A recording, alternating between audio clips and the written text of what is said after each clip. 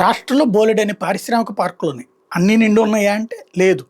కొన్ని చోట్ల over crowded వేగంగా డెవలప్ అయిపోతున్నాయి. కొన్ని చోట్ల దశాబ్దాలైనా అట్లాగే ఉంటున్నాయి. శ్రీ సిటీ లాంటిది సక్సెస్ అయింది. ఇప్పుడు కొప్పర్తి సక్సెస్ అవుతోంది. అట్లాగే విశాఖలో ఫార్మా సిటీ సక్సెస్ అయింది.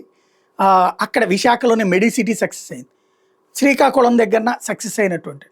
అదే సందర్భంలో మిగతా అనేక ప్రాంతాల్లో లేపాక్షి నాలెడ్జ్ జబ్బుల దగ్గర నుంచి కొన్ని ప్రాంతాల్లో ఫెయిల్యూర్ అని అది లీగల్ కాంప్లికేషన్సా లేకపోతే సరైన ప్లానింగ్ లేకపోవడం ఇట్లాంటివి నడుస్తుంది.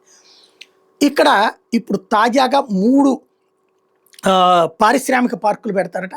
దానికి అప్పు తీసుకుంటారట.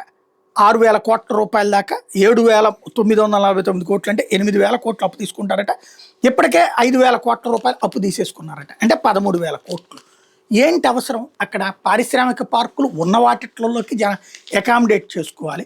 లేదు కొత్తగా పెట్టేటటువంటి చోట మళ్ళీ ఇక్కడ వీళ్ళు చెప్తున్నటువంటి ఈ ప్రదేశాల్లో కేంద్రం ఆల్రెడీ పారిశ్రామిక పార్కుకి డబ్బులు ఇస్తోంది. ఇస్తుండగా మళ్ళీ మిగతా వాటికి వీళ్ళు ఇవ్వడం ఎందుకు? ఒకసారి ఒక బిల్డింగ్ కట్టిన తర్వాత ఇప్పుడు ఫర్ ఎగ్జాంపుల్ సింపుల్ బెదవాడ గుంటూరులోనే ఉన్నది. రోడ్లు వేసి ఉన్న చోటకి ఇల్లు ఉన్నాయి, అమ్ముకున్నారు, కొనుక్కున్నారు, కొంటున్నారు, నడుస్తుంది. ఊరు చివరన మళ్ళీ కొత్తగా వెంచర్లు వేస్తున్నారు. అక్కడ రోడ్డు వేయరు, కాలువ కట్టరు, డ్రైనేజ్ ఉండదు, నీళ్లు ఉండవు. అయినా సరే వెంచర్లు వేస్తున్నారు, చేస్తున్నారు. అది ఆటోమేటిక్ ఎక్స్పాన్షన్ ఆ బిల్డర్లు చేస్తూ ఉంటే ఆ తర్వాత రోడ్డు మనం వేస్తే సరిపోతుంది.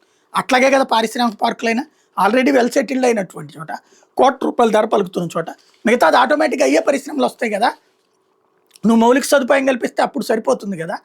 అదే మెడికల్ కళాశాలలకైతే వాళ్ళని మనం కనుక ఆ కాలేజీ కట్టిస్తే దాదాపుగా ఒక 150 మంది ఒక్కొక్క బ్యాచ్ చక్కటి విద్యావంతులు దొరుకుతారు, డాక్టర్లు దొరుకుతారు.